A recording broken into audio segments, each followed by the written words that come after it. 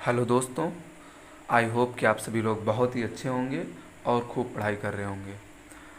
हम लोग जो है विलियन के अणुसंख्य गुणधर्म के बारे में पढ़ रहे थे, जिसमें हमने जाना था कि विलियन के अणुसंख्य गुणधर्म 4 होते हैं। वाष्प दाब का अवनमन, क्वथनांक का उन्नयन, हिमांक का अवनमन और आज आखिरी पढ़ने जा रहे हैं परासरण दाब। परासरण दाब क्या होता है, इसको जानने से पहले हमें ये समझना चाहिए कि परासरण क्या होता है।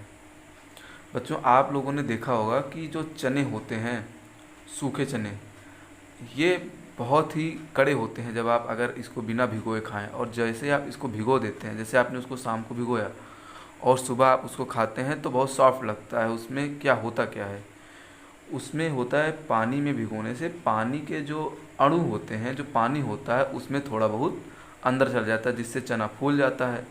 या फिर मूंग जो होती है, मूंग के जो दाने होते हैं, आप उसको भी भिगो दीजिए तो देखिए वो भी थोड़ा साइज में बड़ा हो जाएगा। वो असल में क्या करते हैं, वो पानी को अपने आप में क्या कर लेते हैं, अवशोषित कर लेते हैं। तो ऐसा क्यों होता है? ऐसा इस प्रक्रिया को, पानी का जो पानी उसमें चला जाता है जिससे वो फूल जाते हैं, उसको कहते हैं परासरण की प्रक्रिया हुई है। तो इसमें क्या होता है बेसिकली, जैसे आपने देखा होगा किशमिश होता है, किशमिश को आप पानी में भिगो दीजिए तो वो भी फूल जाता है। वो ऐसा होता क्यों है? वो होता है परासरण के कारण। तो ये सीन ही इसलिए होता है क्योंकि वो पानी के गुण जो होते हैं, पानी के जो अणु होते हैं, वो उसमें धीरे धीरे जाना शुरू कर देते हैं, मतलब पानी उसके अंदर चले जाते हैं। तो जैसे आपने एक चीज़ और देखी होगी, जब चने फूल जाए तो उसके ऊपर एक छिलका जो होता है आप उसको हटा सकते हैं।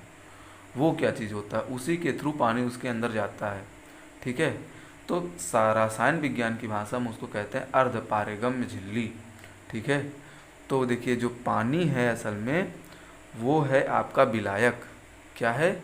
विलायक। आपके चने क्या हैं? वो हैं विलेय। विलेय को घोला जाता है किसमें? विलयन में। मतलब है तो दोनों ऐसे विलायक, लेकिन उसमें ज़्यादा कंसंट्रेशन, पानी में जो है कंसंट्रेशन बिल्कुल नहीं है किसी चीज़ का, तो विलायक हो गया। तो क्या कहेंगे परासरण को?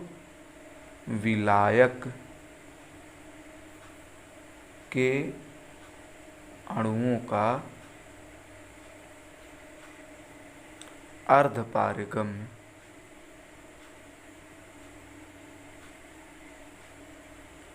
झिल्ली से होकर विलयन की तरफ स्वतः प्रवाह परासरण कहलाता है। ठीक है बच्चों, ये कैसे हो? जैसे देखिए, ये है, मान लीजिए आपका एक बर्तन जिसमें आपने भर रखा है पानी। पानी क्या है आपका? ये है विलायक। अब आपने इसमें डाल दिए मान लीजिए कि चने या किशमिश। ठीक। तो किशमिश और चने के अंदर पानी की मात्रा होती तो है, लेकिन बहुत कम होती है। और ये चना या किशमिश में बहुत सारे और भी पदार्थ होते हैं, जैसे प्रोटीन होती है, वसा होती है, या शुगर होती है, जिसकी वजह से वो हमको मीठा लगता है इस किशमिश। तो ये एक तरीके क्या है, ये एक है विलयन। तो इसकी सांद्रता ज़्यादा होने की वजह से ये इससे, इसके थ्रू इसके अंदर आ जाता है और ये हो जाता है, फूल जाता है। तो ये हो गया आपका विलायक। तो विलायक के जो अणु हैं, जो पानी के अणु हैं, उसका अर्ध पारगम्य, अर्ध पारगम्य झिल्ली, इसके ऊपर एक लेयर होती है जिसको झिल्ली कहते हैं, अर्ध पारगम्य झिल्ली के द्वारा विलयन के अंदर स्वतः प्रवाह, मतलब अंदर एंट्री हो रही है उसकी, को क्या कहा जाता है? इस प्रक्रिया को परासरण कहते हैं। तो परासरण क्या है? परासरण, पानी जो है इसके अंदर जा रहा है, उसको कहते हैं परासरण। अब इसमें एक नया टर्म आया है, अर्धपारगम्य, अर्धपारगम्य झिल्ली। ठीक, ये क्या होता है अर्धपारगम्य झिल्ली? अर्धपारगम्य झिल्ली वो झिल्ली होती है जो क्या करेगी, वे झिल्लियाँ जो विलायक के अणुओं को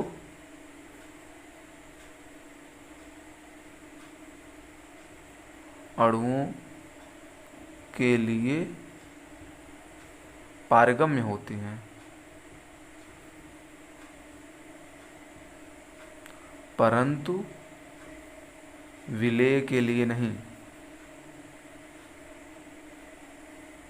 ठीक है। जैसे इसका क्या मतलब है, जैसे ये क्या है, ये हमारा है विलायक, विलायक है, और इसके अंदर क्या है, विलयन में विलेय और विलायक दोनों है। तो इस ये जो इसके ऊपर एक लेयर होती है वो बेसिकली केवल इससे इधर एंट्री होती है, मतलब पानी इसके अंदर जाएगा, ऐसा नहीं कि इसके अंदर जो शुगर है वो बाहर हो जाए, किशमिश को आपने भिगोया और ये शरबत बन जाए इसकी मिठास की वजह से, ऐसा नहीं होता। वो ये किस कारण से ऐसा नहीं होता, क्योंकि इसके ऊपर जो लेयर होती है वो अर्धपारगम्य, मतलब आधे लोगों को जाने देगी, विलायक को जाने देगी, लेकिन विलेय को इधर नहीं आने देगी, इसीलिए इसको अर्धपारगम्य कहते हैं। तो वे झिल्लियाँ जो विलायक को जो है एंट्री करने दे, बट इनको जो है विलेय के कणुओं को नहीं बाहर निकलने दे या ना अंदर बाहर जाने दे, इस वजह से इसको क्या कहा जाता है, इसको कहा जाता है अर्धपारगम्य झिल्ली। अब हम समझ लेते हैं परासरण दाब क्या होता है।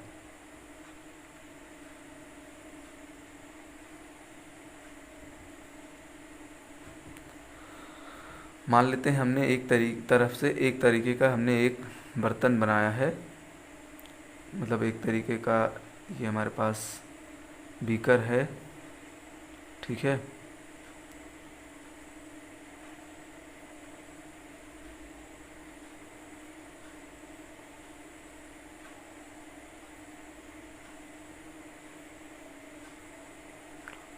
ठीक, यहाँ पे हमने रखा है, एक लगा रखा है, यहाँ पे हमने एक लगा रखा है पिस्टन,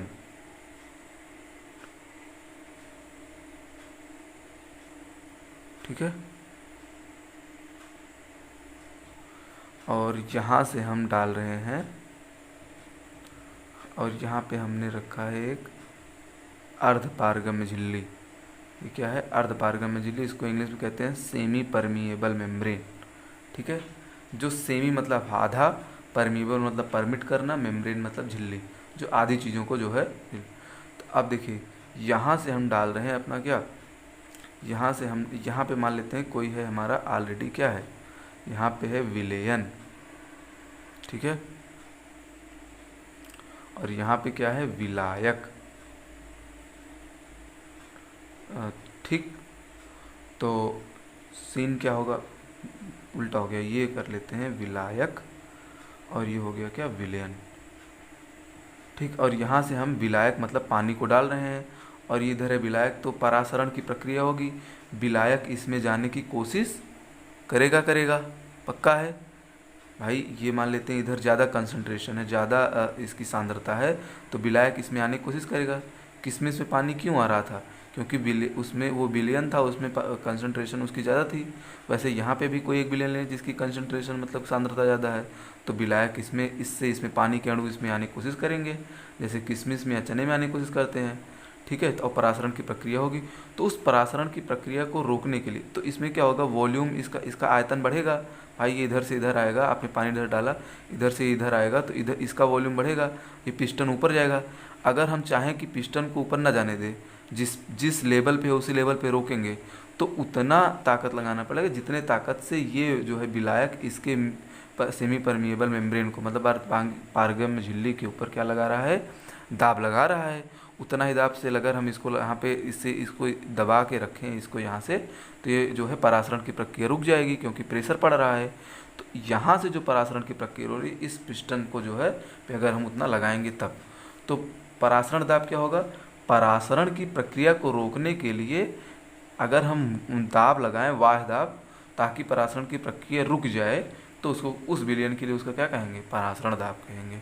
बात समझ में आई। तो इसको लिखने की कोशिश करते हैं। देखिए क्या होता है परासरण दाब, परासरण की प्रक्रिया को रोकने के लिए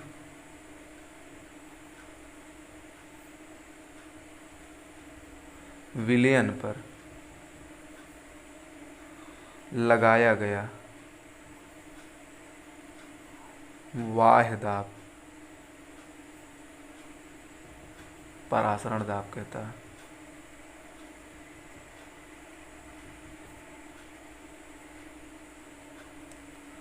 एक बार फिर से समझते हैं। देखिए ये है हमारे पास क्या, एक बर्तन है और जिसमें हमने बनाया एक ठीक इस तरीके का सिस्टम यहाँ पे लगाया हमने पिस्टन, यहाँ पे है हमारा सेमी परमिएबल मेम्ब्रेन, इधर है विलयन और इधर है विलायक, और यहाँ से हम इसको इधर से डालेंगे विलायक को। ठीक है, तो जब ये इसमें से सेमी परमिएबल मेम्ब्रेन विलायक से विलयन में क्या होगा, परासरण की प्रक्रिया होगी। इससे विलायक मतलब पानी इधर विलयन में जाने की कोशिश करेगा। तो जाते वक्त एक, अगर हम इस प्रक्रिया को रोकना चाहें, क्यों रोकेंगे, क्योंकि ये इसका वॉल्यूम बढ़ना शुरू हो जाएगा, आयतन बढ़ना शुरू हो गया, ज़्यादा होना शुरू हो गया। तो इसको रोकने के लिए हम क्या करेंगे, प्रेशर लगाएंगे, ताकि ये विलयन इधर ही विलायक इधर ही रह ना जाए। तो कितना लगाना पड़ेगा, जितना ये इधर से ये प्रेशर लगा रहा है इस झिल्ली पे, उतना इस पन्नी पे, उतना इधर से हम लगाएंगे पिस्टन से।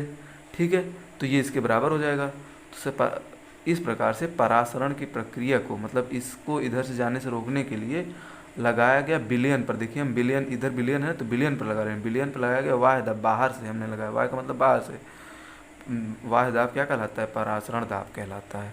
आई होप कि आपको समझ में आया होगा।